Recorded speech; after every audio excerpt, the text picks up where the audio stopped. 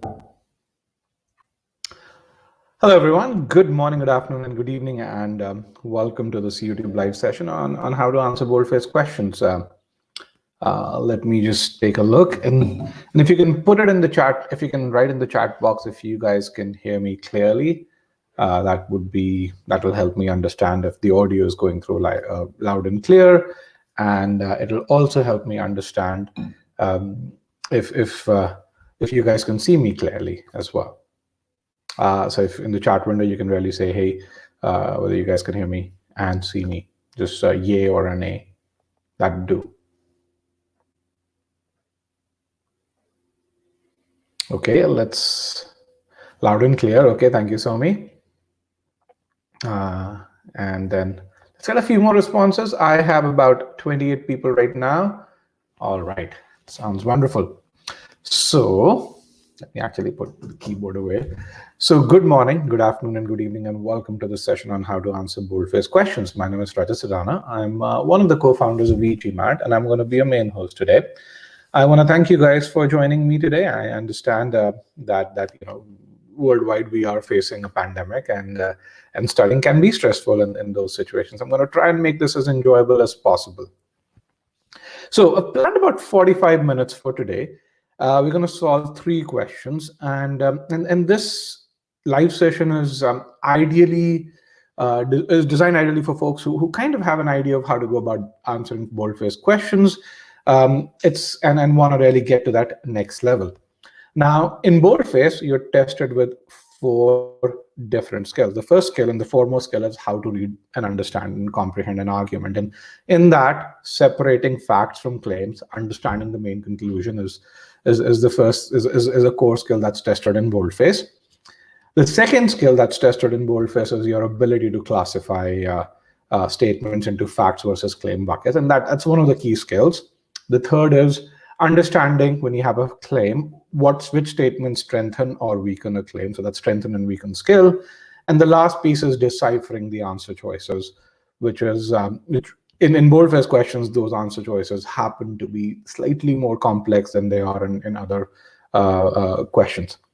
So what we'll do is we'll solve 3 questions, 650 to 700 level questions. And for those of you who get this right, that's great. For those of you who make a mistake, I would like to understand as to where you made a mistake so that you guys get that feedback as to which is an area, which is the area that you need to improve upon. So with that, let's start learning. And I'm going to share my screen. And as I share my screen, you should be able to see the presentation as well.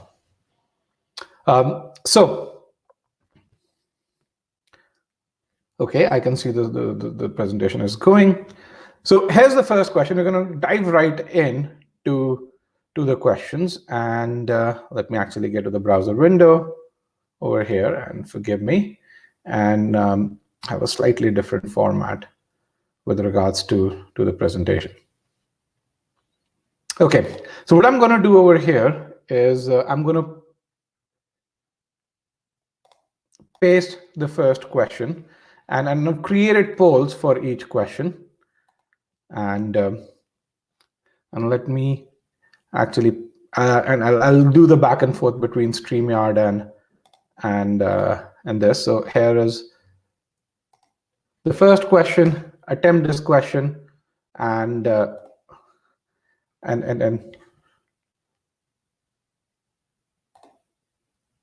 attempt this question and let me know what the answer is. Once you pose this question, I will get those responses. So here is your first question.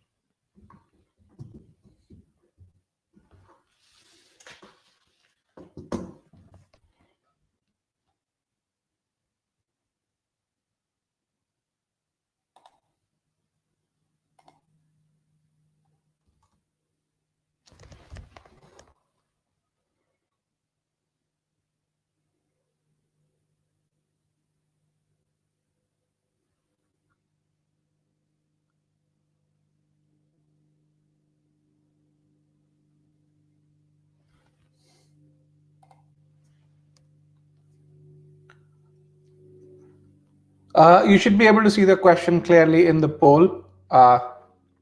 Otherwise, you can also see the question over here.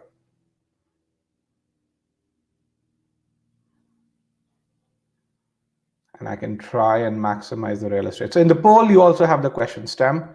So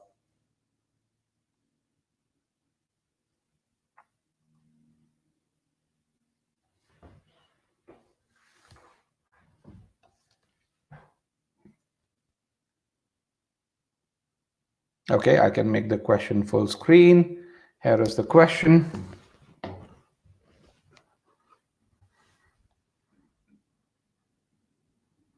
And if you click on the link that's shared with you, you should be able to see the question over there as well, along with the answer choices.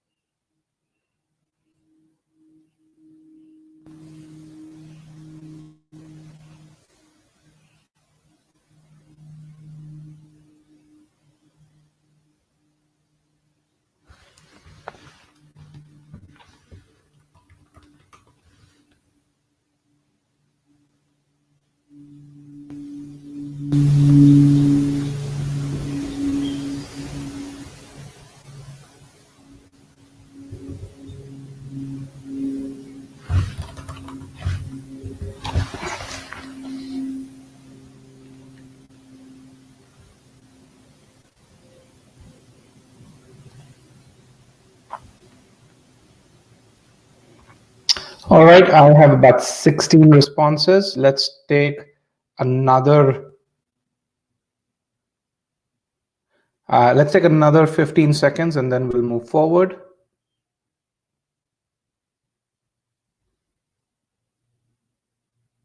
Nineteen responses. Cool.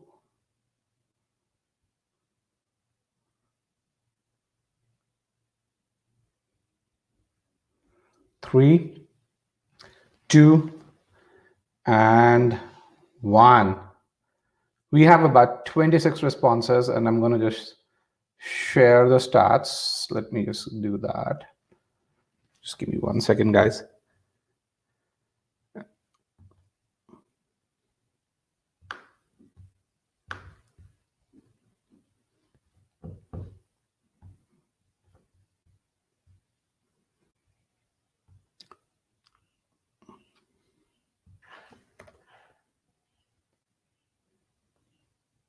Okay, I have the responses. Let me get out of slideshow mode and let me get how the responses have been. So this is how you guys did. Choice D, choice C was the most popular. About half of you chose choice C. Choice D was really popular. So our choices choice E is also quite popular. So let's kind of go through this and analyze this question.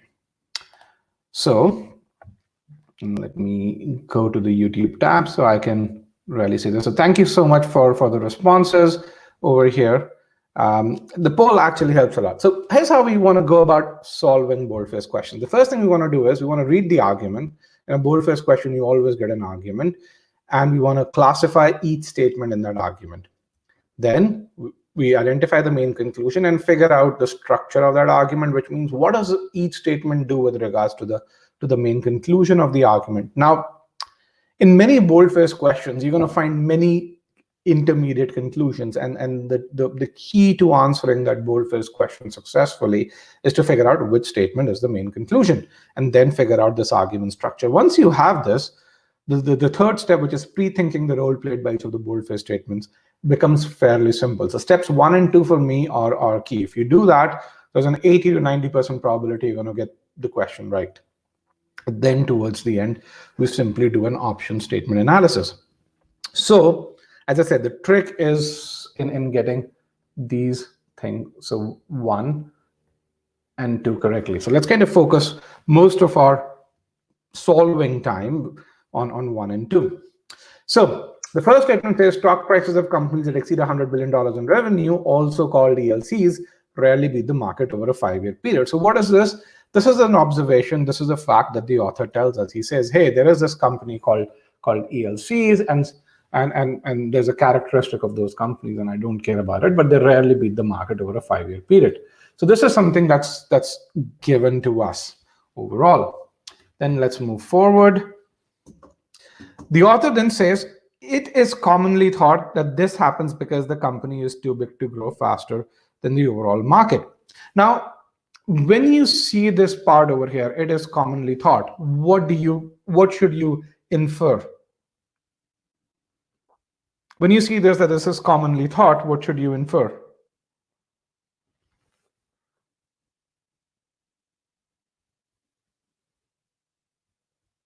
Can you guys put your responses in? What is peculiar about, yeah, whose opinion is it?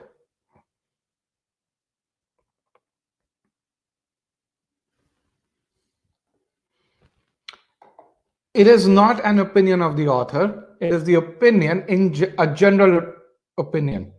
It is a general perception. Thank you, Shubham. Okay, author may agree with it, author might not agree with it. It is an opinion of, in general, common people or a certain group. But definitely, when you say it is commonly thought, or when you say something like an XYZ group believes, what it means is the author saying, I don't necessarily believe, but someone else believes that this happens because the company is too big to grow faster than the overall market. So what is this? This overall statement is a fact, but when you look at the bolded and the underlined piece, it's a general belief or an opinion. And if you think about why that opinion is written, if you try and relate this over here, this is written to explain this fact. Okay, why is it that ELCs rarely beat the market over a 5-year period? That's because the company is too big to grow faster. That's what general perception is. Okay. Then I'm going to actually go through this. Let's kind of continue with our and let's go to the next statement. However, studies show, and the very fact that you see this word however, what it really means is that, okay, there's going to be a contrast, so you're going to go against what was said before. And this is the same inference process as you read something. It can be applied to CR as well as RC, okay? So just keep that in mind. However, studies show that ELCs that provide a higher return than the market over a 5-year period, a majority of them are run by their founders. So the author gives you two pieces of facts over here. First of all, that there is this group of ELCs that provide. So we're not talking about all ELCs here. We're only talking about a specific group of ELCs that provide higher return than the market. So there is that group that exists. Prior to this, we didn't know that. And then there's a certain characteristic of that group, which is that a majority of them are run by their founders. Okay. So there are two pieces of facts now, which means that what you're really saying is boldface 1 is a fact or a data point that's given to you. Okay. Then the author says, since most ELCs are run by professional management that is inherently risk averse, so another data point or fact that is provided to you. Prior to this, you did not know that most ELCs were run by professional management, and that professional management is inherently risk averse. Okay. Then comes your main conclusion. The author says the study's findings strongly suggest that the real reason why most ELCs don't beat the market is not that they're too big to grow, but rather that they're run by professional management that is too risk averse.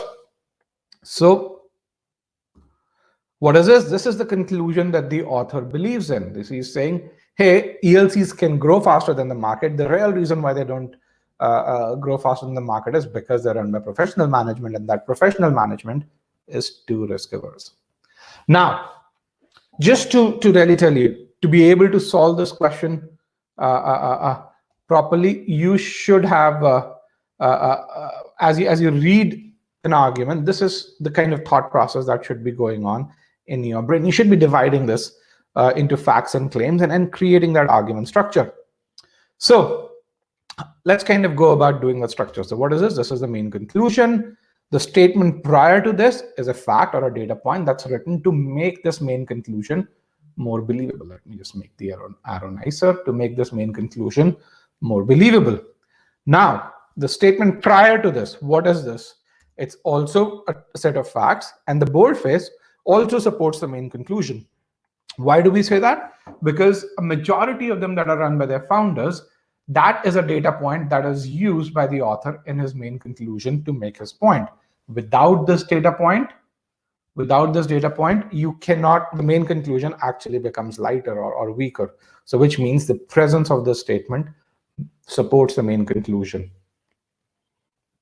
Okay, let's go over here and look at the first two statements. The statement number one provides general context.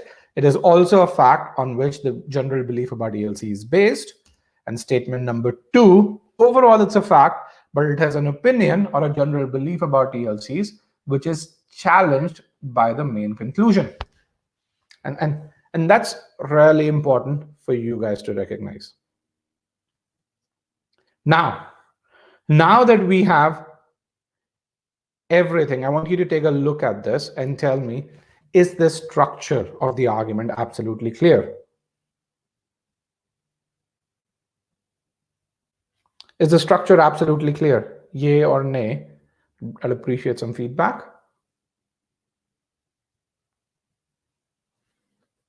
All right. So now let's a few more yeses would be really nice. Now let's look at the pre-thinking. We've done most of the work. Now the difficult part's done. Then now let's go and do the easy part. So what is my statement one? My statement one is a fact. A majority of them is are run by founders, is a fact that makes the main conclusion more believable, which means it supports the main conclusion. Okay, it's a fact that's provided to support the main conclusion. If you look at this part of statement one, it is essentially the content of that particular statement. Okay, then so I'm going to address Kana's question. How is it the first boldface supports the second one or the main conclusion? Kana, if I remove this statement, a majority of them are run by their founders, what would happen to author's conclusion? Would it be more believable or less believable? If I remove this statement from my argument. So if I cross this out, in other words, it will become less believable, which means the presence of that statement supports the conclusion, right? Think of your conclusion as a roof. If you remove a pillar and the roof becomes weaker, then the presence of that pillar made the roof stronger, or it supported the conclusion. Does that make sense, Kana? Good question, by the way. Okay. So boldface one is a characteristic of the companies that buck the trend. It's a fact provided to support the main conclusion. Boldface two is the reason for the observed trend. It's also the alternate explanation that the author favors for the observation. Which observation? This observation over here regarding ELC. It's also your main conclusion.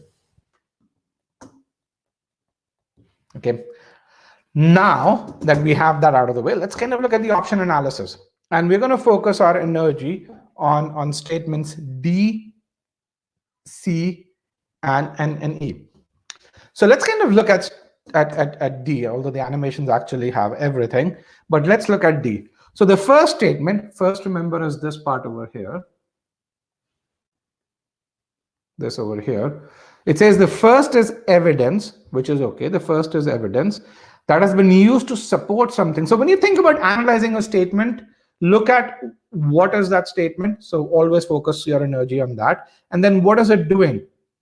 It has been used to support something. What is it used to support? An explanation that the argument challenges. Now, which explanation does the argument challenge? Can you guys write it down?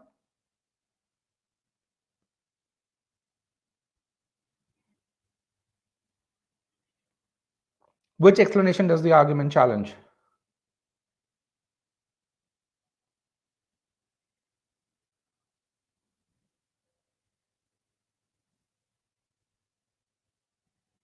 The general opinion, yes, too big to grow. Sorry about that. This one over here, too big to grow. Okay, that's the opinion that the argument challenges. Now, the question really is, does the first support this general opinion? Does the first support this general opinion, too big to grow? Get a yay or a nay. No, it doesn't support the general opinion. It actually goes against it. It gives examples of companies that do beat the market. So because this part is wrong in choice D is incorrect. Okay. Now, let's go into choice E. All right. Choice E says the first provides evidence to refute an explanation that the argument favors. So let's kind of focus our energy on an explanation that the argument favors. What is an explanation that the argument favors?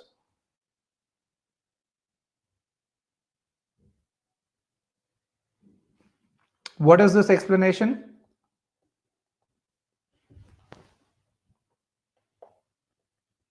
Can you guys tell me? The main conclusion.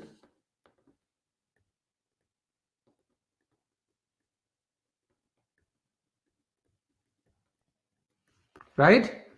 The main conclusion, boldface 2. Okay. Now, my question really is, does the first refute or go against the main conclusion? No, the first doesn't go against the main conclusion. The first actually supports the main conclusion because this part is wrong. Choice E is wrong as well. Okay. Now, let's look at the correct choice, which is choice C. Okay. Choice C says the first is evidence. Okay, that part is okay. That has been used to support something. What? Support an explanation that the argument favors, which we've already said is my main conclusion over here. So this part is correct. The second is that explanation. That part is correct as well, which makes choice C as my correct answer choice.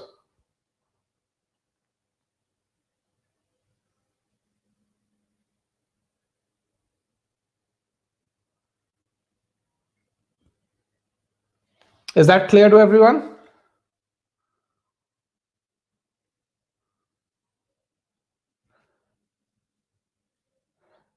Okay, and the first provides evidence that a group of ELC beats the market. A group of ELC beats the market.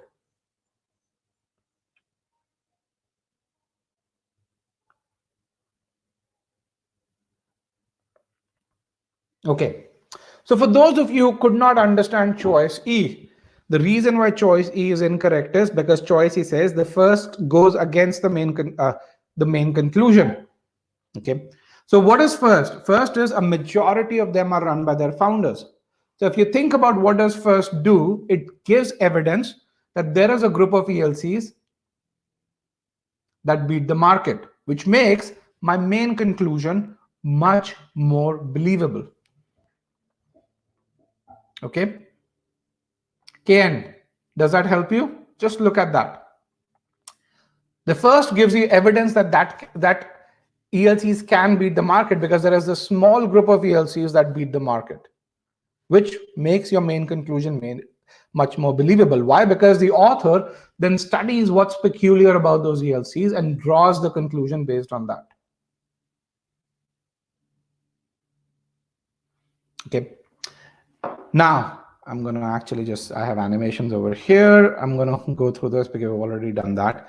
Now, in terms of the 4 skills that you need to know to be able to ace boldface questions is the ability to classify a statement. And then a statement can be classified in one of many ways. This is, I'd say, one of the most commonly used sets to classify. The second is creating that argument structure that we talked about, which is relating the statement to the conclusion or the main point of the argument. And again, you're looking at whether you support or refute. Okay, an explanation is the same as conclusion, which is the same as claim, which is the same as opinion. So all of these go into the claim bucket, by the way. Okay. The third is relating the boldface statement. Sometimes the bolded statements are, one of them is not the main conclusion. In that case, you've got to figure out whether both the bolded statements go along in the same direction, or they go against each other, or whether they are independent. Okay. And the last is evaluating the answer choices. As you saw, the answer choices weren't simply worded. You had to take one segment at a time, look at it, and figure out whether it was correct. And that also requires a certain a certain discipline, and having that discipline is really important. If you're an GMAT student, where you learn this with regards to how to classify a statement is in the concept files in boldface, as well as our premise and conclusion files, where you learn the strengthening weakening skills in the premise and conclusion files up front, and then more advanced with the strength and weaken files. Again, the same thing goes with relating both the statements. It's essentially the same skill set. This one is a derivative skill set of this one over here. And then answer choices go in the boldface application files, the practice files, our official guide solutions, as well as the boldface questions, about 50, 55 or so that we have in Scholarium. So now, when you look at the incorrect answer choices, you can really see the portions in red over here. Those are the parts that are actually incorrect, and you can really see how the core skills play in kind of making you make a mistake. So the first is a claim. If you really chose choice A, you kind of faltered on this core skill, the ability to classify a statement. The accuracy of which is at issue in the argument, you faltered on the second core skill, which is the logical structure of the argument. Okay. Just 1 second. Now, let's go forward. The first is an objection. Again, if you looked at that has been raised against a position defended in the argument. Again, the ability to classify a statement. Against a position defended in the argument. Again, the logical structure of the argument. So this is 1 and this is 2 over here. Choice D, you only are faltering on 1, which is 1 over here, which is the logical structure of the argument. And choice E, the first provides evidence to refute, again, goes to the same thing as logical structure in the argument. Again, you see, if you chose a certain choice, you can really figure out why you made a mistake. And the beauty of this is you can then work towards fixing that. Okay. Now let's go on to our second question, and as we go on to our second question, I'm going to give you a poll once again so that we can get the stats. Let me discard the annotations and get to. So by the way, if you want to post the session, if you want to go and figure out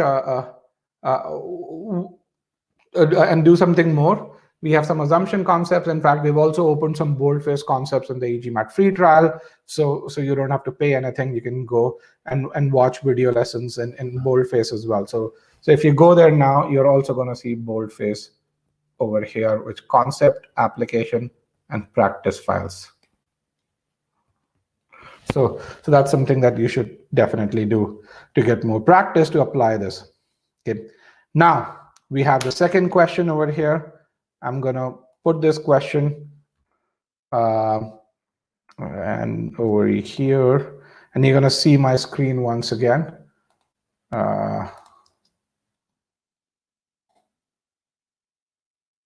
You should see the question here, and I'm also going to post the question on the.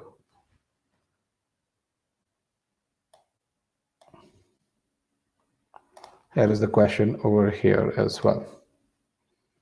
So you guys can go practice or rather solve this question. This is an official question, by the way.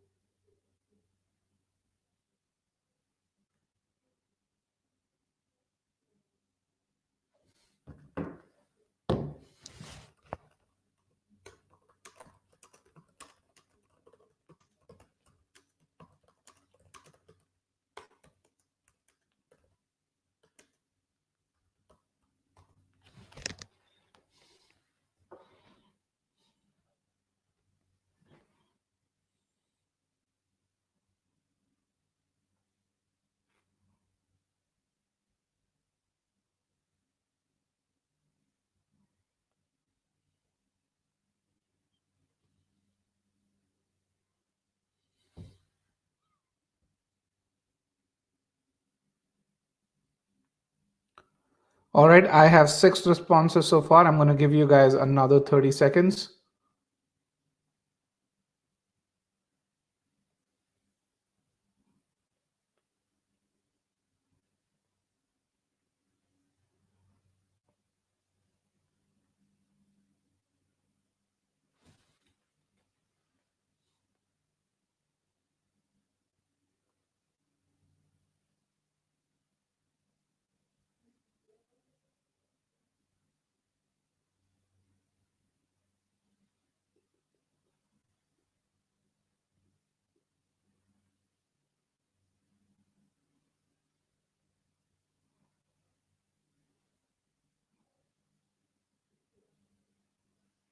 All right, last 10 seconds.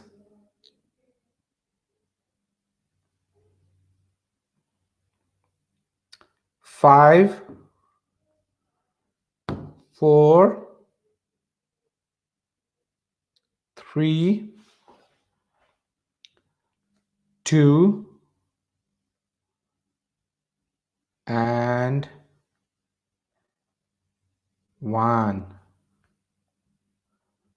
Let's get last chance to put in your response in there.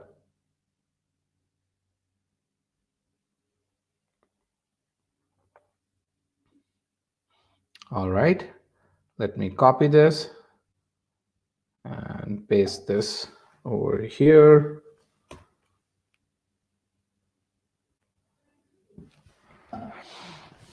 And let's just go out of our full screen mode and get the stats. 23 responses. You can really see 61% of you chose choice B, which is the correct answer. Now I'm going to give you another poll question, which will using which I'll figure out whether you did that for the right reasons. Okay, so you have to tell me which statement. Let me just share this over here, copy, and just give me 1 second. I'm going to break all of this down.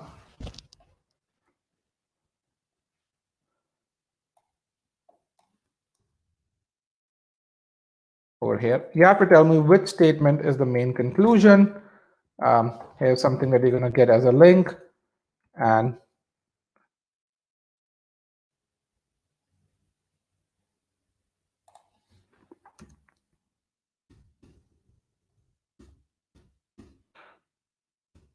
which statement is the main conclusion over here?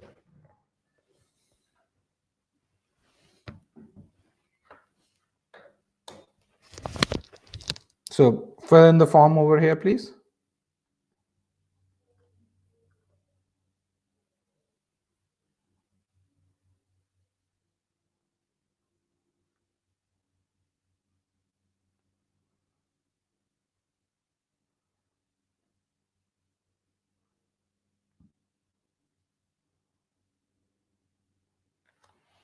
Which statement is the main conclusion? I have 8 responses, 12 responses, 13 responses,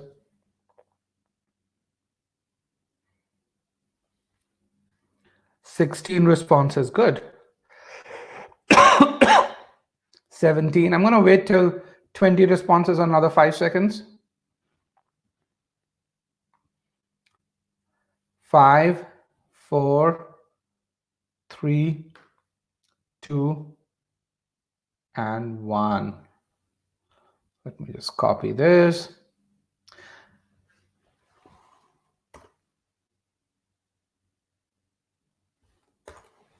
And let's get that data over here as well. And this is really telling. I mean, you may have gotten the question right, but with regards to this, what you really see is that statement 5, only 5 of you chose. And that's the main conclusion. Statement 4, a lot of you chose. Statement 6, a lot of you chose. And that's really, really important for you to understand which statement is your main conclusion. So let's kind of understand this over here, and let's do our passage analysis. And these are the insights that you need to take. Even if you got this right, I want to make sure that you get it right for the right reasons. So a main conclusion is a statement that the author wants you to believe in. And as I said earlier, in a boldface question, and the argument will have multiple claims or multiple conclusions, only one of them will be the main conclusion. The main conclusion is always by the author. So let's kind of look at the structure of this argument. A detective reporter from Rationale magazine has recently published that an article on the CEO of some company, K&G. So I think this probably company was Procter & Gamble. They use K&G. This is an official question. It says the article says, so that's a fact. We can't dispute it. We don't want to dispute it that this article on CEO was published. Then statement 2 says the article states that the CEO is always seen using products made by her business and is never seen using any products from another brand. So there's the content of the article. So what is this? This is the content of the article. It's an observation that the article has made. So boldface 1 is an observation. Okay. Then statement 3 is a result of this, where we say, since the report was published, the sales of K&G products have leaped high. So what has happened is it seems that there is a result of the of this article. The sales have gone high, and it's a fact. Why? Because we can't dispute whether the sales have actually gone high or not. It's something that we have to take for granted. Okay. Then again, similar to the prior question, we say people reason that. So it's not the author's reasoning. It's people's reasoning. If the extremely rich CEO, who's a lot of choices, is still using only the K&G brand, then the product should be good. So again, what is this? This is your claim number 1, or the belief number 1. It's not the author's belief. So this cannot be the main conclusion. It's the people's belief. And this, essentially, if you think about the structure of the argument, is the reason for high sales. Okay. It's a fact. Yes, Pramod. An observation is a fact. You don't dispute an observation.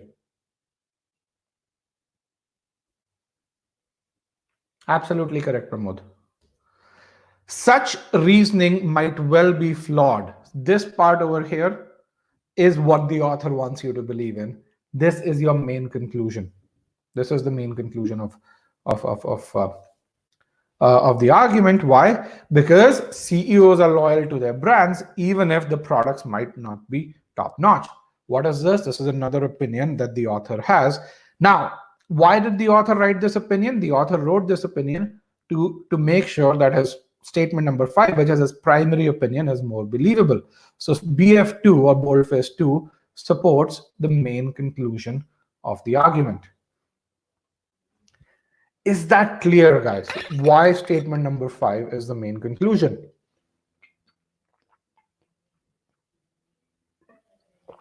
Is that clear? Yay or nay?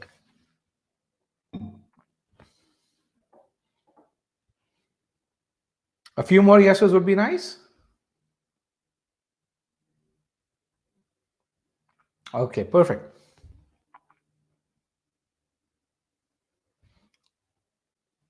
So let's now move forward. So we already did the main conclusion. This was the main conclusion. This statement supports the main conclusion. This part is a reasoning that is challenged by the main conclusion. It's really important to understand that. Then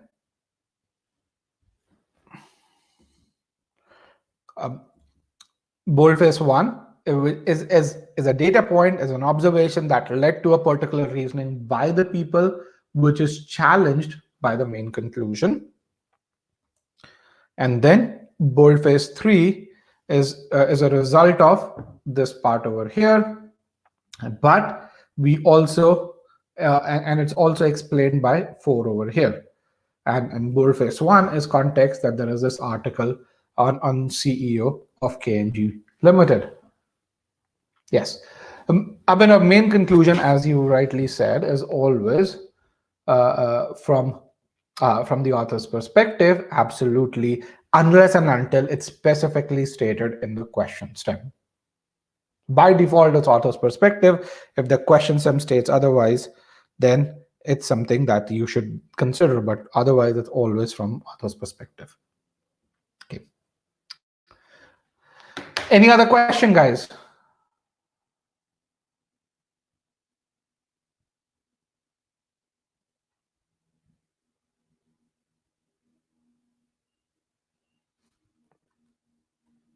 All right.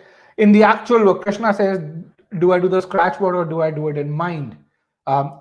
So Krishna, you depends on your mental capacity, and your brain will tell you. If it's being overwhelmed, you essentially should do the scratch work. If you're not being overwhelmed, then don't do the scratch work.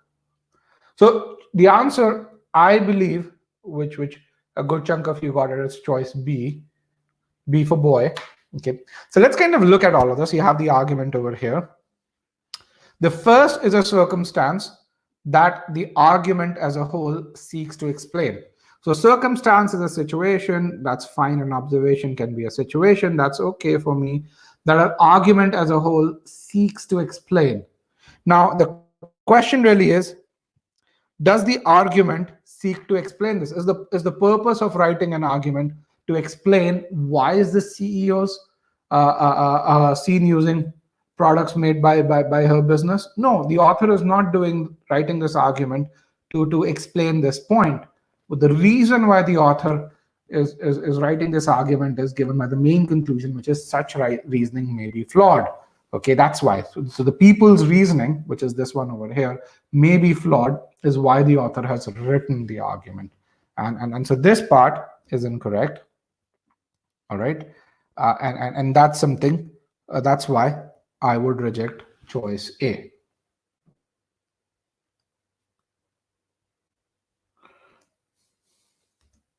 Let's look at choice B. Choice B says the first describes evidence that has been taken as supporting a conclusion. All right. So the first describes evidence. Evidence is good, that has been taken as supporting a conclusion. What's the difference between a conclusion and the conclusion? What's the difference between a conclusion and the conclusion?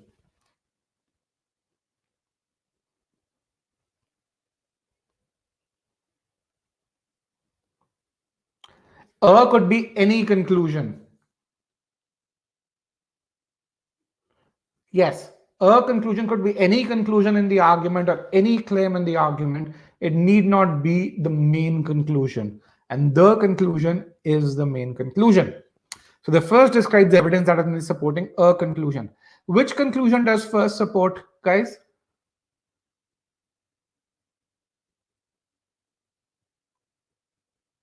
Which conclusion over here does the first statement support? People's conclusion, absolutely correct. People reason that. You already figured that out in a sentence structure. Product should be good. This is the conclusion that the first supports. The second gives a reason, yes, for questioning that support. So that's correct, which makes choice B our correct answer. Okay. Now, let's look at choice C.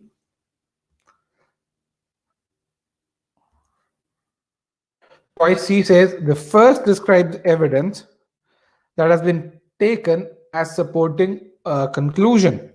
Okay, that part is okay. We've already said that. It's a part of this. The second states a contrary conclusion. That is the main conclusion of the argument. Is the second the main conclusion? Absolutely not.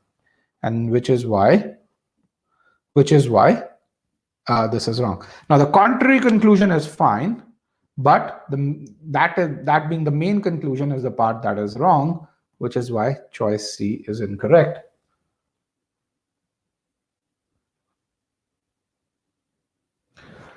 Shweta has a really great question. He said, doesn't the argument seek to establish the entire, doesn't argument or the main conclusion? So Shweta, the reason why the author writes an argument, it's a really good question, by the way, is to make you believe in the main conclusion. Think of when you have a conversation with someone, right? And when you have a conversation, ultimately the purpose of having that conversation is to make sure that the other person gets your point. The main conclusion is that point. Does that help, Shweta?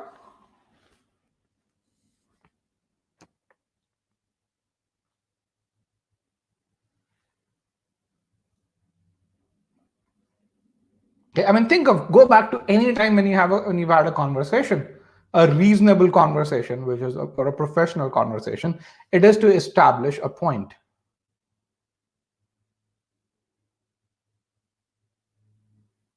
Okay, I mean, a conclusion is any conclusion. A particular conclusion is either specified, or if it's the conclusion, then it's the main conclusion. Okay. Okay. So choice D is wrong on many counts. Okay. The second on both. The first is not in support of main conclusion. The second does not state main conclusion. That's why choice D for delta is wrong. And choice E says the first describes the circumstance that the argument as a whole seeks to establish. The second gives an explanation. Again, the second is wrong for many reasons over there. Okay.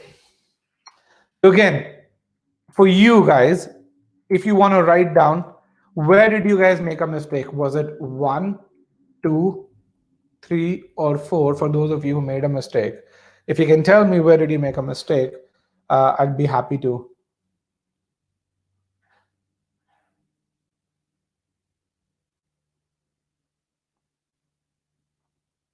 I'd be happy to address that. Okay, guys, when you say C was close, don't pat yourself on the back because you were able to get to an answer choice which was a popular but incorrect answer choice. I would rather you look at this and really say, where did you make a mistake? Again, this, what I call it, is a low risk environment. I mean, no one's evaluating you as a person. This is a learning environment. So I would rather that you take things away, which is, okay, this is what I need to work on to be able to improve, rather than pat yourself on the back for a job half done. Because it doesn't matter whether you choose A or C. If you make a mistake on the real test, you still get 0 points, or you kind of get, in many ways, negative points because the next question is easier. Okay, so it's really important to figure out where you're making a mistake. Evaluating the answer choices means that you need to slow down while looking at the answer choices. Um, if you're relating the statement to the conclusion or main point, that's something that you need to really focus on working. Ability to classify a statement, then you need to figure out how do you figure out the main conclusion. Okay. And again, this tells you it's not, you're faltering on this question type, not because, hey, you don't know how to approach this question, but because you have these certain core skills that you lack in, because of which the lack of those core skills make you choose the incorrect answer choice. All right, with that, let's go towards the last question for the day. Okay. So this is the last question for the day. I do not have a poll for this. So for this question, I would want you to post the answers over here, but only post the answers when I ask you to. Don't post the answers otherwise.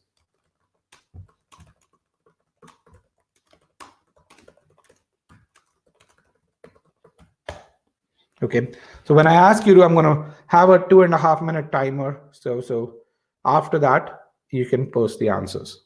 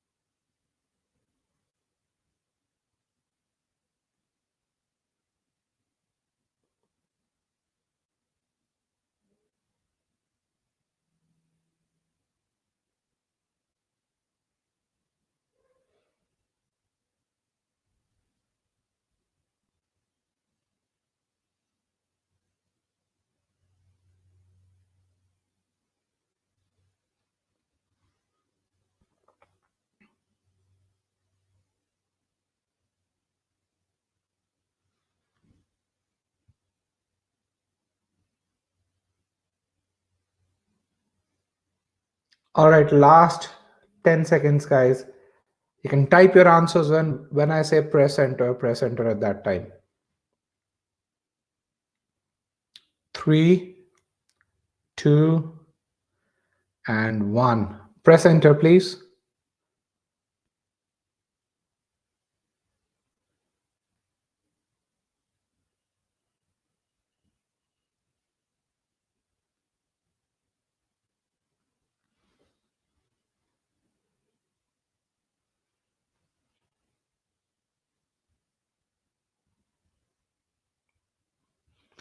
All right.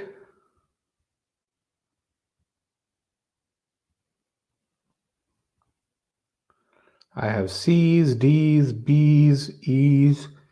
Okay. Let's get a few more responses.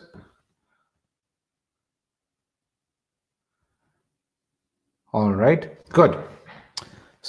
So lots and lots of responses. Now let's go and do our argument analysis over here. So what I'm going to do is I'm going to go forward. I'm going to share the form with you again, because I did make the form for main conclusion. So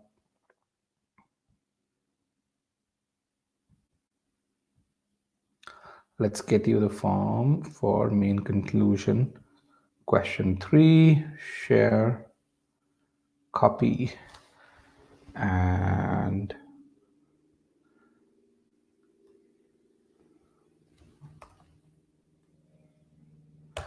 okay, we have the form for main conclusion here. And get you this form. Here is the form for main conclusion.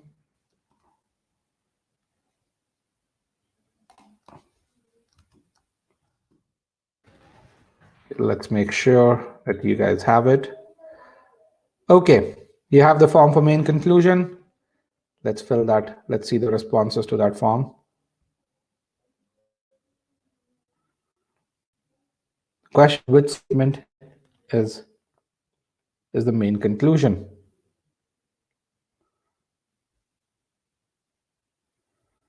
And you see the statements over here. Just want to make sure. Here are the statements, by the way, guys. If you want to change your responses, here are the statements.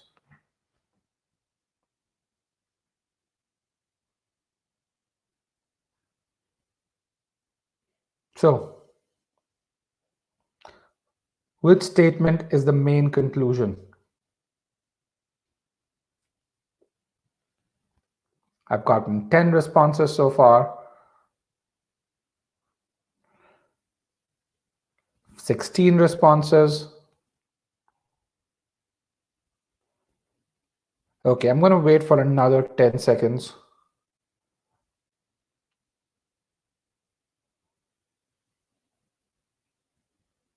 All right, 3, 2, and 1. 25 responses. 14 of you say statement 3 is the main conclusion, which is absolutely correct. Statement 3 is indeed the main conclusion. So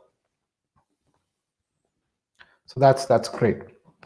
The other popular statement is statement 5, which is a natural thing. And this one is also something which is there, which, by the way, you shouldn't have chosen because I've written fact over here. A fact can never be a claim. Okay, so let's kind of do a passage analysis. A prominent investor who holds a large stake in BTC, Burton Tool Company, has made a claim. What is the claim that he has made? That the company is mismanaged. So that's the claim over here. And why has he made this claim? Citing. Okay, citing, comma, verb ing. It's the reason over here. Citing as evidence the company's failure to slow production in response to a recent rise in inventory. So he's giving evidence that, hey, there's a recent rise in inventory of finished products.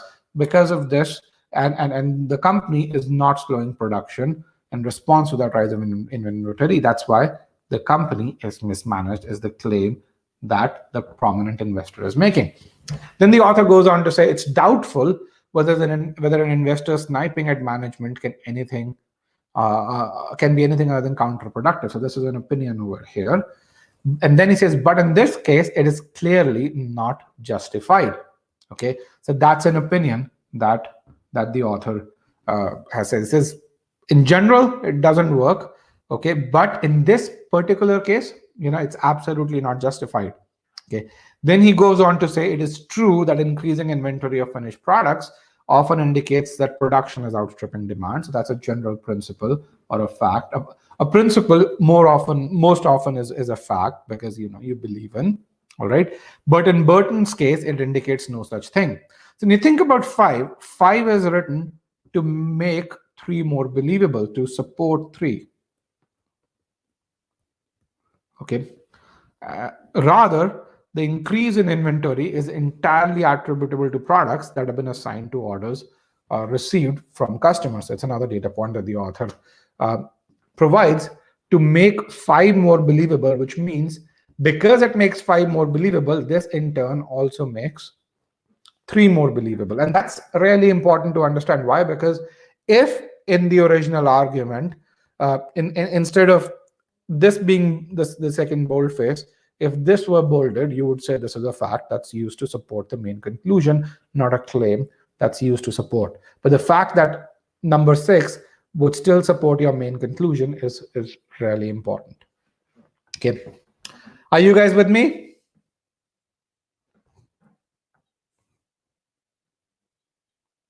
Are you guys with me? All right. So we already did the main conclusion. We really said, hey, boldface 1 is your main conclusion. Boldface 2 is an opinion that supports the main conclusion. It's another conclusion or a claim that supports the main conclusion. Statement number 6 is a data point or a fact that also supports the main conclusion because it supports this and because this supports this. This over here is an opinion which the author puts in, which also supports the main conclusion because it's in line with the main conclusion. And this is an opinion with a data point. So that's essentially is two things. So we could have just compressed it into one. It's an opinion plus a justification, which is refuted by the main conclusion. And over here, it's a principle that might go against the main conclusion. It's a generally accepted principle over here that might go against the main conclusion. Okay. Now, when you look at this over here, you've got to really see this and say, hey, I now understand the purpose of each statement in this argument. And this is also a very interesting reflection of how, whether you look at a CR argument or an RC passage, every statement over here has a certain purpose. Okay, and that's really important to understand. So when you are learning, or when you're in that phase where you're learning, if you study by distilling the purpose behind each and every statement, what you're going to find is improvement happens a lot faster.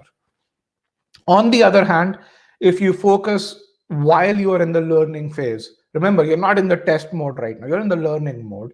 If you focus on, man, I've got to solve that question in under 2.5 minutes or under 2 minutes, you're not going to distill it to this level of detail. You're not going to build that level of understanding. You're not going to hit that 740, 760 score, or not going to hit that 90th percentile, either in CR or in RC. So it's really important to have different modes of studying while or have a different mindset while you're in a different mode of studying. So let's look at the answer choices over here. Okay. So let's look at choice A. Why is choice A wrong? Where all is choice A wrong?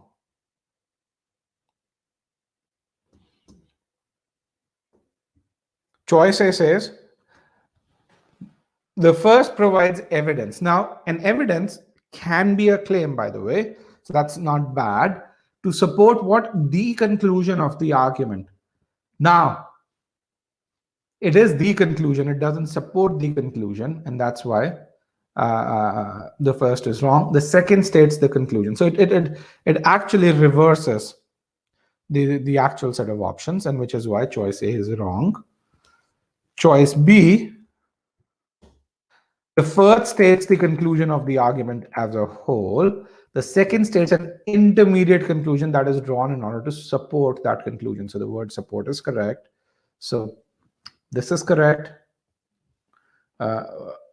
This is correct. This is correct. The support is correct, which makes choice B our correct choice.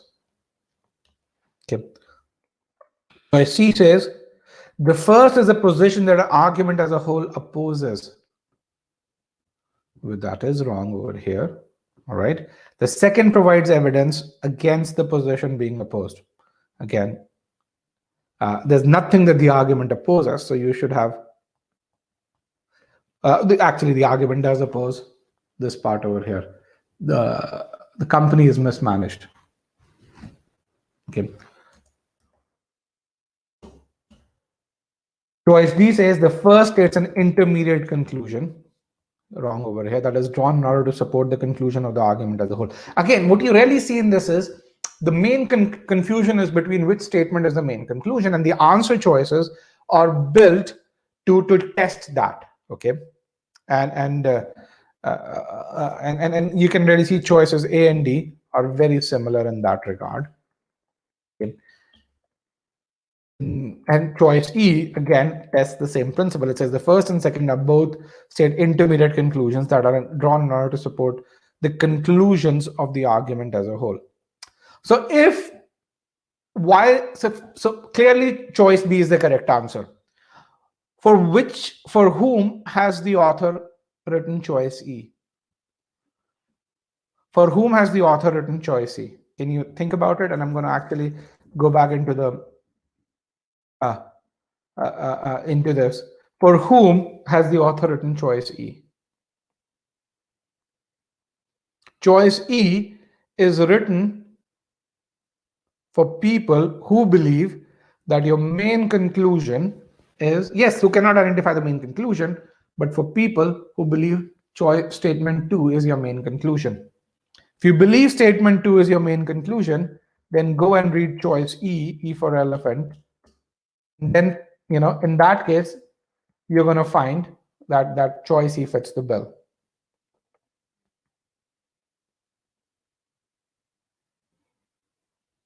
Right? Think about it. If statement 2 were the main conclusion, then choice E would fit the bill.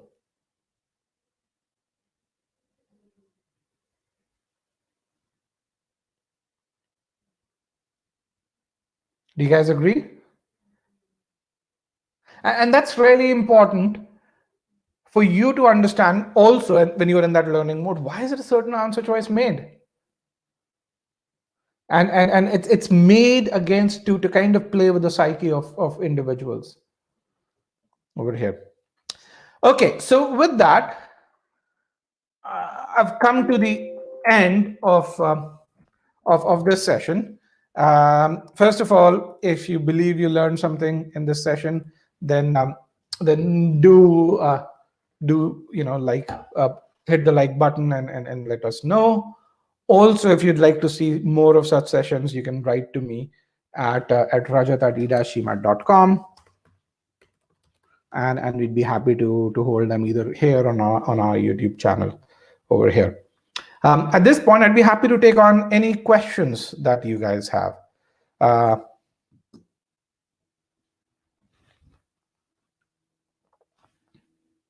So if you have questions, I'd be happy to do that. So, and for those of you who want to try out our free trial, well, if you just go to egmat.com and just register,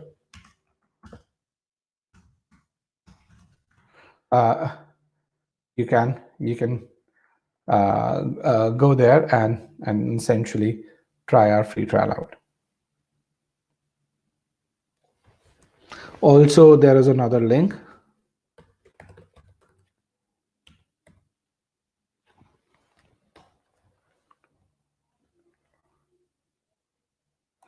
Can the questions of a free trial be reset?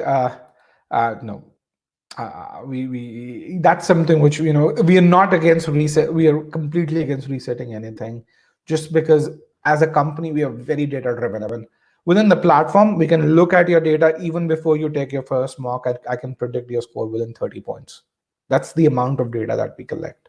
If you want the questions to be reset, just register using another account. And just to know what you get with a free trial, you can really go over here.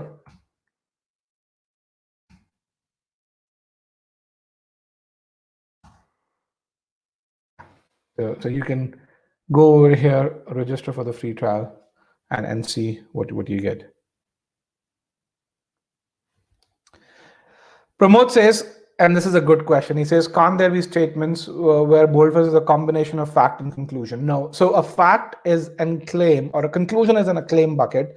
A fact is in an, let's say a fact bucket. So fact and claim are two mutually exclusive buckets. So the same statement can never be a fact and a claim, or a fact and a conclusion. Okay. Advice for first-time GMAT test takers. Okay, I would say 3 things. First of all, evaluate where you are, and if you want, and get your starting abilities. In fact, you can take a Sigma X mock that we provide.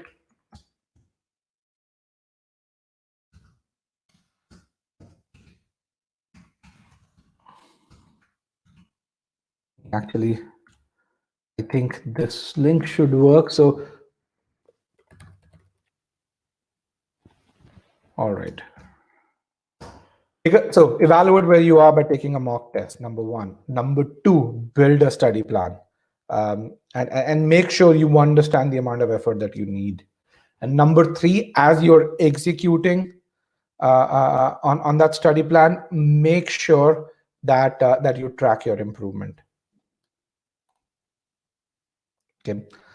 You do those three things. If you build a study plan that tells you what all metrics should you work towards, then and if you hit those metrics, then essentially there's no reason why you shouldn't be able to get to a certain GMAT score in your first attempt. Abhigan says, can you please suggest a book to strengthen the concepts? Abhigan, the reason I cannot suggest a book to strengthen the concepts. Why? Because books don't give you feedback. I mean, when you go through RSC, RCR, or quant courses, just in the learning phase, you get about 90 feedback points. Each feedback point is personalized to you. A book does not give you that. So in the 21st century, especially in the third decade of the 21st century that we are in, I think we need to kind of move over from books into something that's a lot more interactive. I mean, you saw this over here. We were able to point out why you made a mistake, where you made a mistake. And online courses are essentially do this again and again and again and again for you. A book does not do that. If you look at GMAT Club, look at the number of reviews, the number of success stories on Share GMAT Experience over the last 3 years, you're going to find that the number of success stories that are for online courses far outstrips the number of success stories that are there for books. In fact, most people who use books are people who actually are within 30 to 40 or 50 points of their target score. So yeah. And again, a lot of you, I understand, have never started using an online course. Try it out. You'd be pleasantly surprised.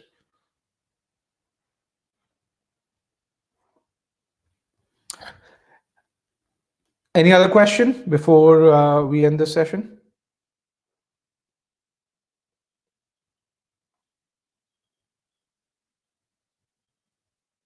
And there's a recording of the session will be available. As soon as I end the session, I think you'd be able to watch it again, and probably you can still watch it again. All right, guys, with that, I wish you good luck for your preparation. Do try out the concepts and the application files in the free trial. You'd see about 30 odd practice questions on boldface in free trial, about 200 odd practice questions overall in the free trial. And if you want to figure out, how people have become successful, how people post their GMAT, how have they become successful during the GMAT, and B, how have they positioned their application, post that, you can look up eGMAT, our YouTube channel. We have a bunch of sessions going on this over here. Where can you find the online course? You can find it over here. This is where you can essentially try a mock, and over here you can also try out the free trial.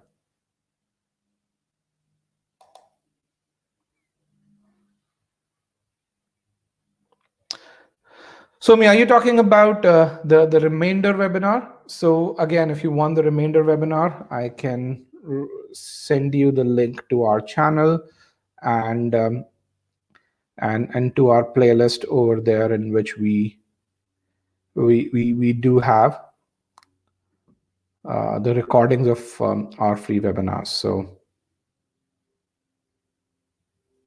just give me 1 second.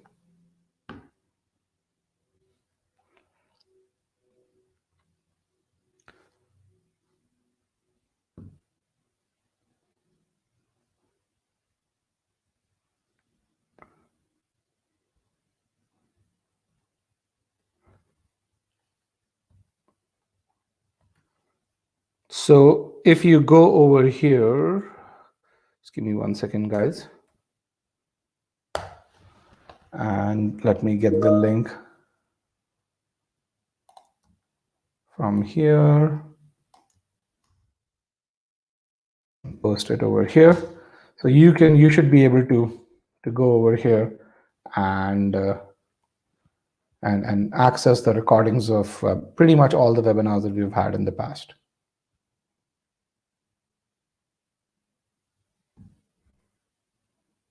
Okay. Any other question, guys?